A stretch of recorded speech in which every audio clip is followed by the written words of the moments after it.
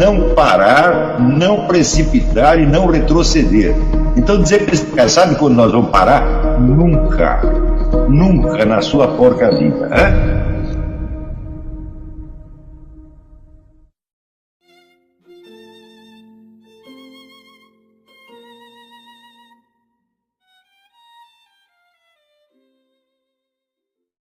Todo conhecimento científico expressa relações de poder, né? E é muito inferior à racionalidade da lógica pura. Né? Então, a crítica da escola de Frankfurt à ciência é um negócio muito sério e devastador sob certos aspectos. Né? Então,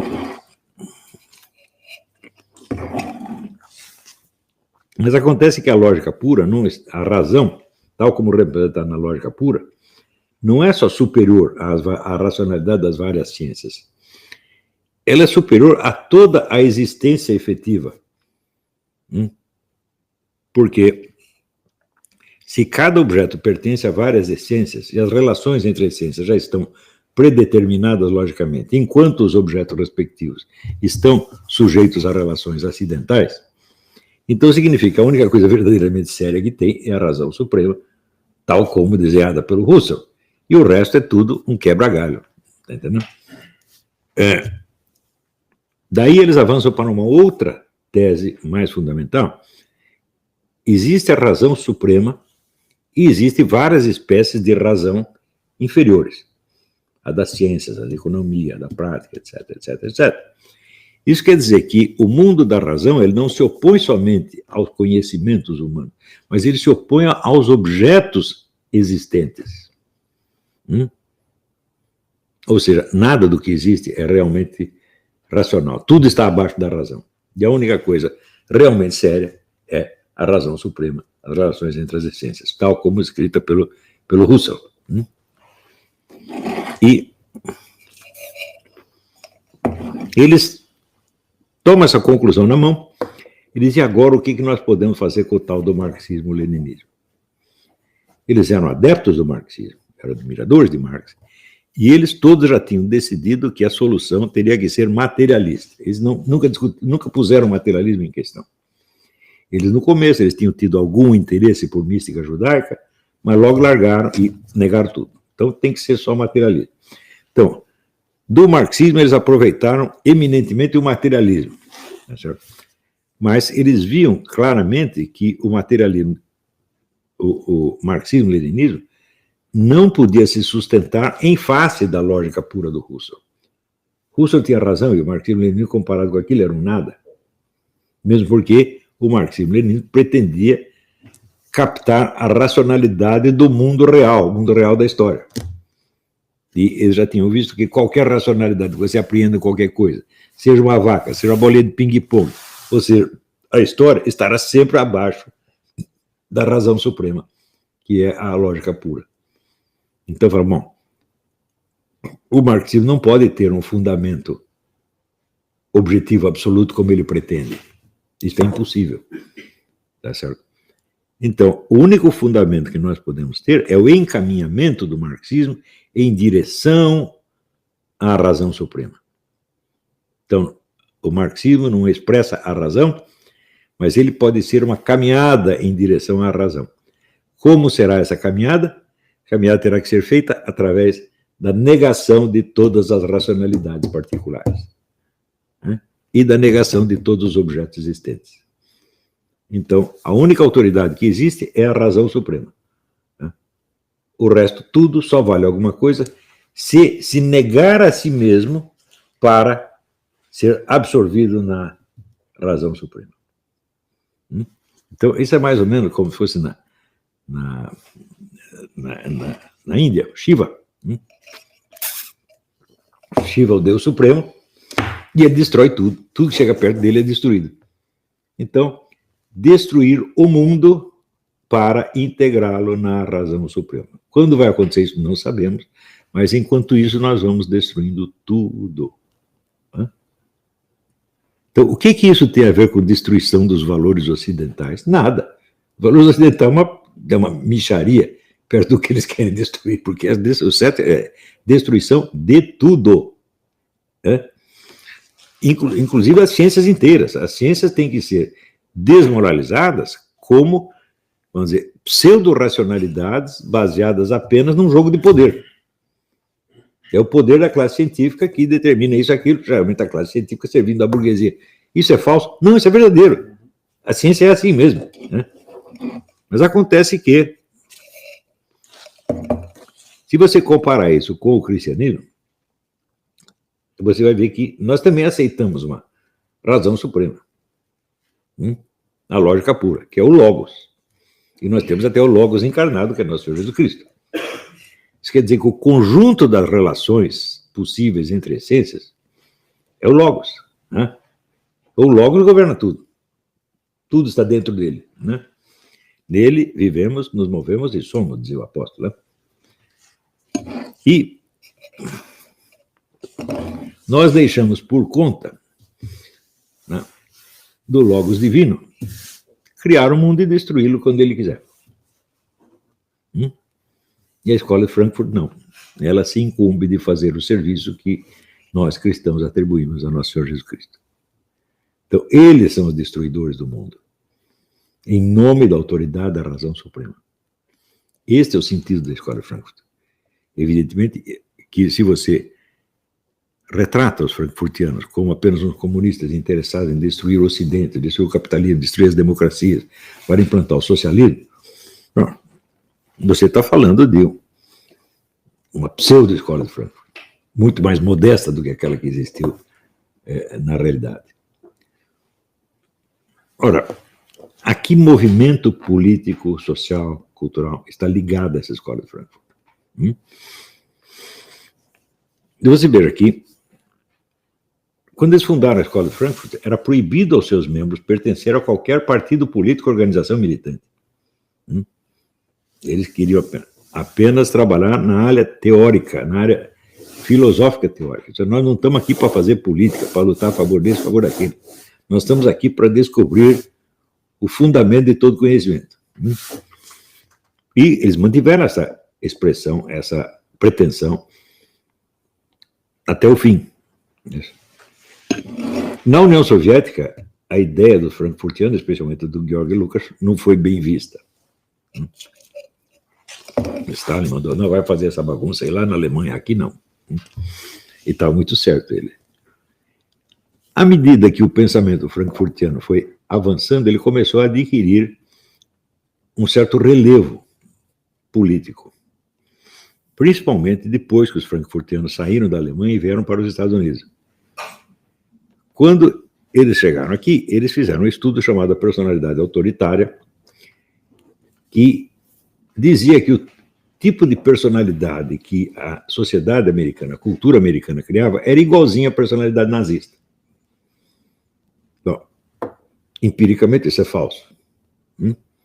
Porque os caras tinham saído da Alemanha fugidos. Os nazistas queriam matá-los. Chega aqui, eles foram muito bem tratados, ganharam os melhores empregos, eram aplaudidos por todo mundo, viviam nas festinhas. Então, como é que é? Como é que você vê a mesma coisa? Não é possível que seja a mesma coisa. Mas esse estudo atraiu para eles a simpatia da chamada nova esquerda. Que naquela época estava se formando e estava ganhando espaço nas universidades, etc. Porém, é claro que, baseado na escola de Frankfurt, não há militância organizada possível, porque eles não estão lutando pelo socialismo. Eles não acreditam em nenhuma utopia real que possa ser realizada. Então, isso significa que eles, de fato, não fazem parte do movimento socialista. Eles querem destruir o movimento socialista como querem destruir o resto. Então, é muito errado, é um simplismo direitista encará-los como comunistas que estão apenas querendo esculhambar com os valores da civilização ocidental, etc. Isso acontece também, mas isso é um pedacinho da escola de Frankfurt. É um lado, assim, acidental, mais ou menos acidental da escola de Frankfurt. Quando essas ideias se disseminam entre os estudantes na América e na Europa, acontece uma coisa extraordinária. Nos anos 60, houve um grupo de bilionários que fez uma experiência, eu acho que foi na Suécia, eu não lembro mais a fonte disso, eu tenho isso aqui em algum lugar, o relato disso na época.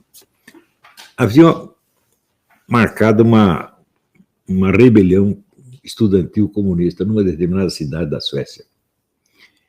E os caras marcaram para o mesmo dia um festival de rock regado a maconha e cocaína a 100 quilômetros de distância. O pessoal estudantil foi tudo para o festival de rock e o protesto comunista foi para o brejo. A partir deste momento, começa a aparecer um fenômeno que existe ainda, que é o financiamento bilionário da esquerda revolucionária pelas megafortunas globais. George Soros, né? o pessoal da Apple, né? O Rockefeller, praticamente todos os grandes, né, banqueiros internacionais alimentam a esquerda revolucionária com dinheiro e mais dinheiro, na mesma medida em que essa esquerda revolucionária se identifica com o quê? Com a destruição frankfurtiana de tudo, inclui a destruição da própria personalidade. A personalidade humana, o ego humano, ele é apenas uma falsidade que surge, segundo Freud, surge na superfície do inconsciente. Na superfície do inconsciente aparece o pedacinho que é o ego. Então, o ego não resiste nem à crítica freudiana, nem muito menos à crítica husserliana. Né? Ele não é nem uma coisa real, nem uma essência. Então, ele é apenas um engano. Né? Então, o ego tem que ser destruído. O ego tem que ser destruído, a consciência tem que ser destruída, o amor tem que ser destruído, tudo tem que ser destruído. Para o quê? Para realizar um dia esta chamada utopia negativa, que é o reino universal da razão. Se Edmundo Husserl tivesse visto isso, ele teria ficado aterrorizado, porque é claro que nada disso estava nos planos dele, ele nunca pensou em como é que se diz, em absorver o mundo no reino da razão ou da lógica pura, nada disso, ele era apenas um filósofo da lógica, não tinha nenhum projeto de reformar o mundo. E os frankfurtianos não estão interessados em reformar o mundo, não estão interessados em socialismo, não estão interessados em coisa nenhuma, exceto na destruição de tudo. Agora, a destruição de tudo serve para muitas finalidades. Uma delas é, já que o movimento socialista se desmoralizou pela falha essencial do marxismo-leninismo, então toda a esquerda será reformulada à luz da nova filosofia. Está entendendo? E ela vai se dedicar ao quê? À destruição de tudo, inclusive dela própria. Não é isso? E quem vai financiá-la para isso? As grandes fortunas. Por quê? Durante esta destruição de tudo, há uma coisa que não é destruída. Os meios materiais necessários para a destruição de tudo. Então, isso é, a economia tem que continuar funcionando para que as pessoas se empenhem em destruir tudo. E se você destrói tudo, especialmente os valores, os símbolos, os mandamentos religiosos, as leis, as instituições, o conceito da democracia, tudo, só uma coisa fica de pé, a economia. E a economia se torna, então, o único fator regulador da sociedade. Então, quer dizer, tudo pode ser destruído, mas as pessoas vão ter que trabalhar na hora certa, fazer ganhar o seu salário para poder comer. Disto ninguém vai desistir. Ninguém vai querer destruir o seu próprio estômago por falta de comida. Então você destrói tudo. Naturalmente, junto com isso vem o membro talvez o mais medíocre da escola de Frankfurt, que foi o Herbert Marcuse. Ele, dentro desta ideia da destruição geral, ou da utopia negativa, né? Quer dizer, uma utopia que jamais vai ser alcançada, nós vamos destruindo isso para ver o que dá depois. Né? Dentro disso, ele introduz um elemento que é característico dele, que eu acho que os outros nem discutiram muito profundamente isso.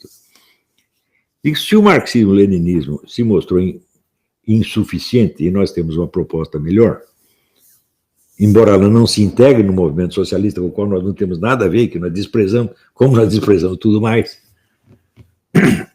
Então, pode ser que a teoria marxista do proletariado como agente fundamental da revolução esteja errada. Então, pode haver um outro agente fundamental. Ora, mas se não se trata de criar o socialismo, de derrubar o capitalismo, para criar o socialismo, mas se trata da destruição geral, nós temos que apelar à classe que vive da destruição geral. Essa classe é o que chama lumpenproletário. Lumpenproletário quer dizer o proletariado em farrapos, pelo qual Marx tinha nojo. Ele achava que os lumpenproletários eram inimigos da revolução, porque eles só pensam em si mesmos, eles são egoístas, eles são ladrões, são mentirosos. Bom, lumpenproletariado é o quê? Ladrão, prostituta, drogado, narcotraficante, é tudo que não presta, é a ralé, não é o povo, é a ralé. Ora, mas se é para ser um agente só da destruição, então é claro que a ralé é melhor do que o proletariado, porque o proletariado gasta o seu tempo todo destruindo, não, produzindo. O proletariado produz as máquinas, produz a comida, produz as casas, produz tudo que existe. Então, ele não pode ser o grande agente da revolução negativa. E qual é o agente? O lumpenproletariado. Vocês viram que em 1998, o Fernando Haddad, o nosso conhecido Cagade, né, ele escreveu um livro no qual ele apresenta o seu programa para o Partido dos Trabalhadores, mas ele informa que esse programa já está sendo posto em prática pelo PT. Ou seja, não é uma proposta nova, é algo que já é a prática do PT. E um dos elementos fundamentais desse programa é a transfiguração do lumpenproletariado no grande agente político.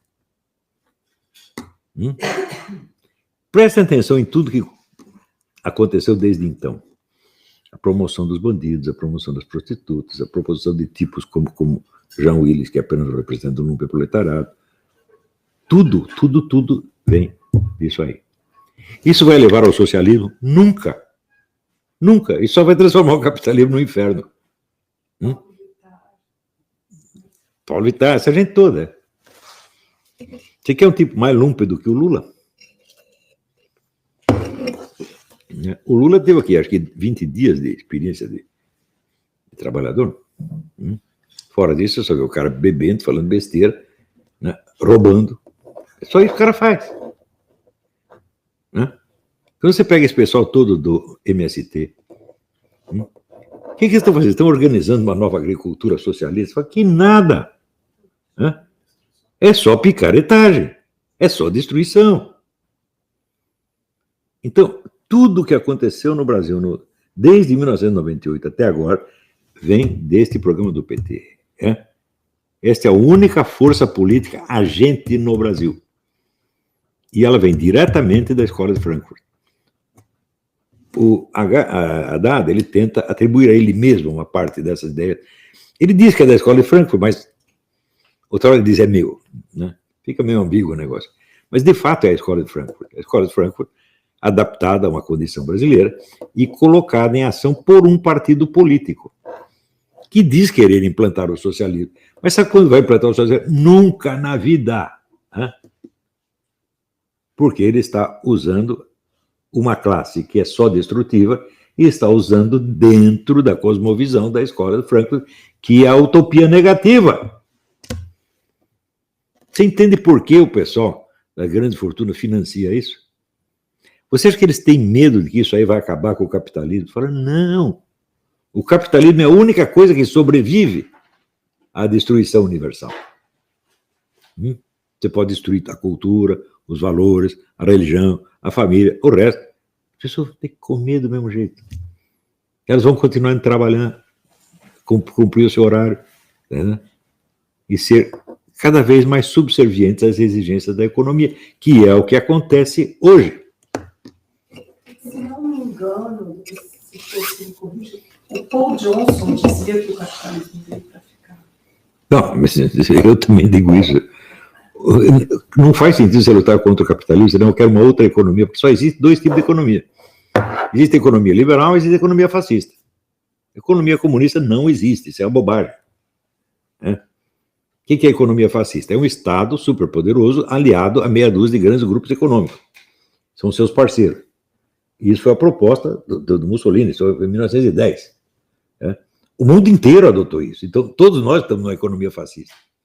E esta economia fascista é perfeitamente compatível com a destruição de tudo, né? Porque a economia não depende dos valores morais, dos valores simbólicos, etc, etc. Ao contrário, ela se substitui a isso. Você está entendendo? Então, a necessidade econômica, a racionalidade econômica se impõe como a única racionalidade que pode se manter em face das exigências destrutivas da razão universal. Deu para entender? Até no Lenin observável, né? Como é? No Lenin, O que tem? a política dele, o modelo econômico. Sim, exatamente, também era uma política fascista, é claro. Só que veio depois. Os fascistas tinham descoberto isso em 1910, o Lenin descobriu em 1917. E o que é a economia que existe no mundo? A economia fascista em todo lugar, na China, nos Estados Unidos, na França, na Europa. É isso aí, isso foi a grande descoberta do século XX, foi a economia fascista.